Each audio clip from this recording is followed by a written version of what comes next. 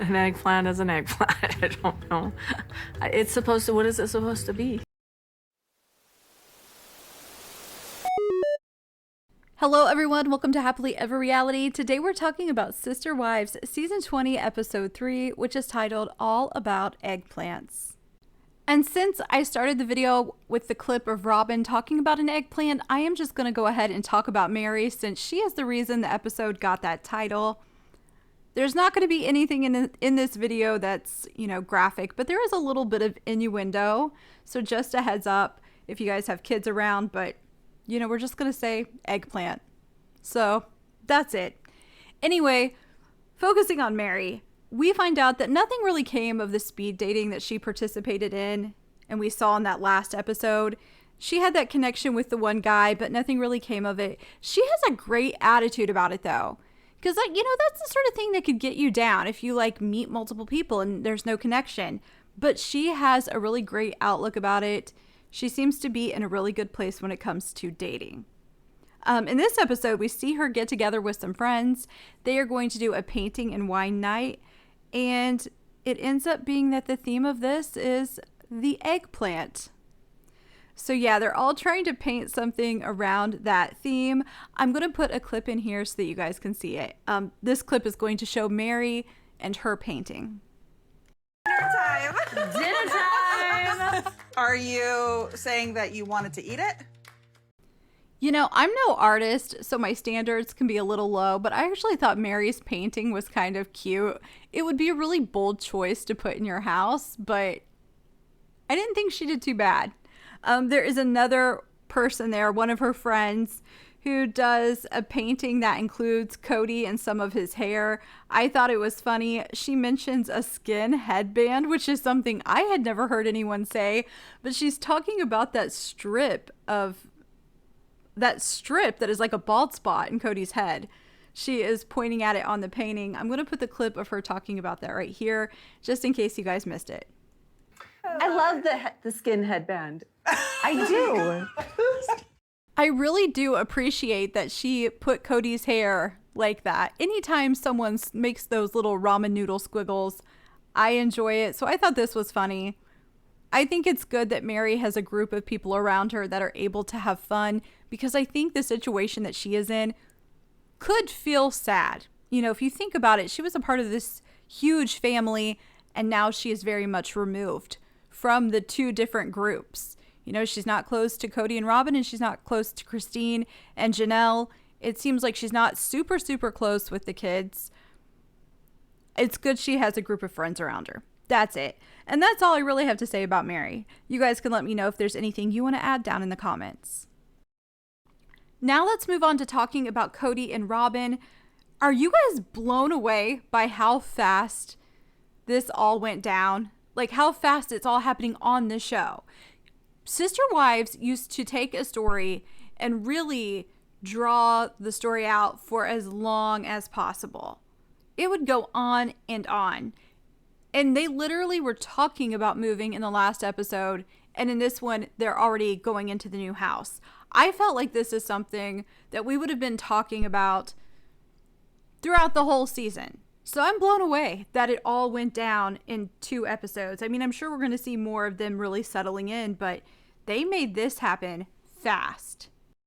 We got a cash offer, just under list.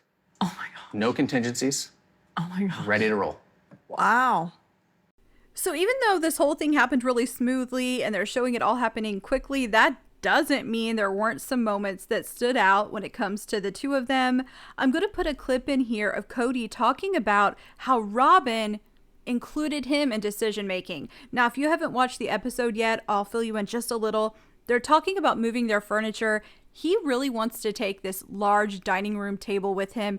Robyn doesn't want to. She says it's very masculine. It's a masculine piece of furniture and she doesn't want it going. And this is Kody discussing how he gets to be a part of the decision making that she does for her household. And when it comes to plural marriage, my wives had sort of this independence. So I sort of let it go. It's like, well, you decide what you want to do, stuff like that. So I'm going to stop Kody right there. Do you guys think it's possible the reason that it went down that way is because he was not really paying a lot of attention to them as individuals. He wasn't able to give them the time that they needed. So they had to make decisions without him. I bet they would have loved if he was a part of the decision making. But there would be a point where you had to decide things, and waiting for him would become frustrating. Or at least that's how I picture it. I would start making decisions on my own as well. So I wonder if they would have loved for him to be more a part of their day-to-day lives, but that wasn't even an option for them. And then Robyn comes along, he gives her all this attention so she can include him. And Robyn also came from a marriage where there was monogamy, so she expected that sort of relationship. At least that's what I think. I think she was not fully prepared for what being a polygamist would be like, so she had all the expectations of someone that was a monogamist. That's my perception of this. I'm going to go ahead and start the clip back up. Well, Robyn came into my life, and Robyn suddenly went, well, I want you in my life, so you're going to be part of all these decisions. And even she provided an office for me in her house, and the other wives could have done the same. Robyn had a really, really big house. Now, Mary probably could have given Kody space as well, but why would any of them do that? Why would Christine, Mary, or Janelle give him space in their homes when he would never go over there? That's ridiculous. Sure, maybe they could have, but why? And again, Robyn's house was so much bigger than theirs. Why would they give up their valuable space when they have all of those kids? Again, the only exception would be Mary. But again, why would she even give up this space? Why? He wasn't going there. So yes, they could have, but why would they do that? That would be ridiculous. There is also a moment with Robyn that stood out to me. She is talking about this move, and there's a part of the show where they're talking about how they moved a lot. But Robyn talks about how this is a big change for them, and she brings up being closer to the kids' college, the girls. You know, the girls are going to school. There's always been this rumor that they moved to that area so they could be closer to the school that Dayton was going to. You guys, I thought the girls were going to school in Flagstaff and going to church in Flagstaff. Why would they need to move? Just drive there. And I understand in bigger areas, you know, if you're on a different side of a city from where your work is or your college or whatever you're going to, those drives can be long. But how close does Robyn need to be to the girls' church? Anyway, I'm going to put the clip in here so you guys can hear it again. And let me know down in the comments what you think about this. To me, it's just crazy. Like moving to be...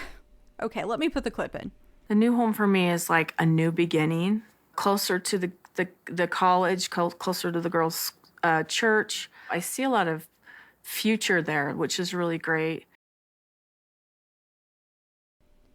It just seems like Robyn cannot let go of her kids. If they really wanted to help them, they could have helped the girls get a small apartment and they could have gave them some independence, but instead they're getting a bigger house. Closer to the church the girls go to, closer to the college. I would have loved this episode so much more if Aurora and Brianna got their own place. I would love to see that. But nope. Robyn and Kody, they're just going to get a bigger house closer to the places the girls go. So Robyn's talking about how this is going to be a big change for them and they're going to get out of this house and how all of these things had happened when they were there. You know, the divorces, Garrison's passing. All of these things that have bad memories for them. And she also talks about how she's been in a deep depression. And you know what? I know a lot of people accuse her of lying about a lot of things, but I kind of believe it. I've talked a lot about how Robyn always seems to be frowning. She always looks unhappy.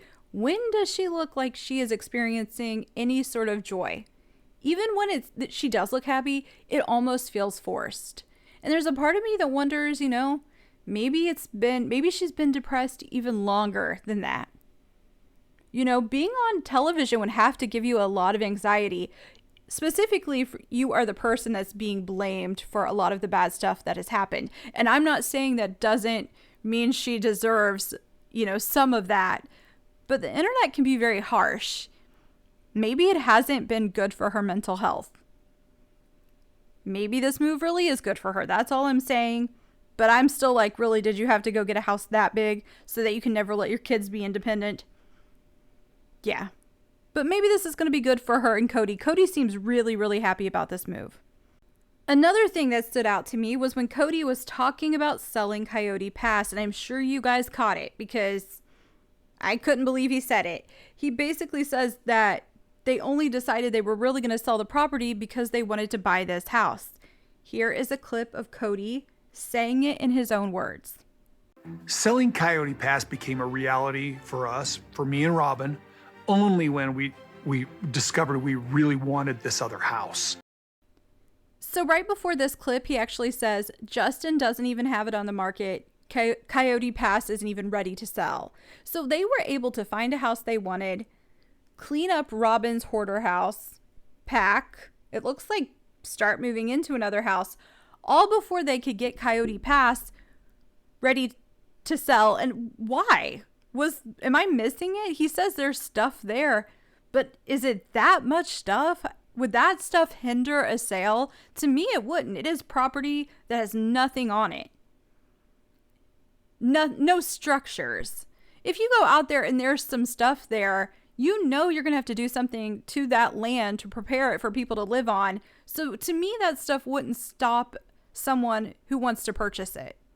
But maybe there's something I don't know. You guys are more than welcome to fill me in on how this makes sense, because it just doesn't to me. And when he says that it really didn't become a reality for them, it wasn't something they were going to do until they found the house that they wanted to move into, because now it benefits them, they're going to do it. That's what I heard from that clip. He was not worried about Mary and Janelle and doing the right thing at all. If they had not found this house, that property might still be sitting there. And let's talk about this new house for a second. It is bigger. They are getting into a bigger house. Did you guys catch that moment where Ariella said that she couldn't play hide and seek in the old house? I thought that was funny. Like, these kids have no idea. No idea. They don't even have any idea what their brothers and sisters were living like. They are so used to this big house and having money and the way they're being raised. It is just so different from the other Brown kids. But when they get to this house, they're talking about the extra bedroom, and it is brought up that this could be Truly's room. But no, it's going to be Truly's room and a guest room. Can't just be Truly's room. No. She's going to have to share it with whoever will want to stay there. This would be a room that Like a guest room and then Truly's a guest room and then Truly's room. Just say it's Truly's room. There's no reason to say it's a guest room. If you are the type of family that tells your kids they need to give up their bed for a visitor, then do that. Say, hey, Truly, we're having company. We're going to let them take your bed. And hey, Brianna's room too. Brianna's going to sleep on the sofa or the air mattress. If that is how you do things. If you're not a family that has people give up their bed, then go ahead and pull out a sleeper sofa or something. I don't understand why they have to keep saying it's a guest room. Just let Truly have the room. Just let her have a space there. It's always weird to me the way they talk about the kids and their family. Just like in the last episode where he kept talking about the kids coming and the grandkids. And then he would say, and Truly. For most families, it would mean all of the kids. But they differentiate between the other wives' kids. Truly now is separate. And Robyn's kids. I really did feel like they were going to get less on my nerves this season, but it's not working. Kody and Robyn are driving me crazy in different ways when I watch this show. There is another moment that was kind of awkward. This is the last thing I'm going to put in about the two of them. One of the producers asked them if it's weird moving without the rest of the family. Is it weird or different not having the help of the whole family for a move?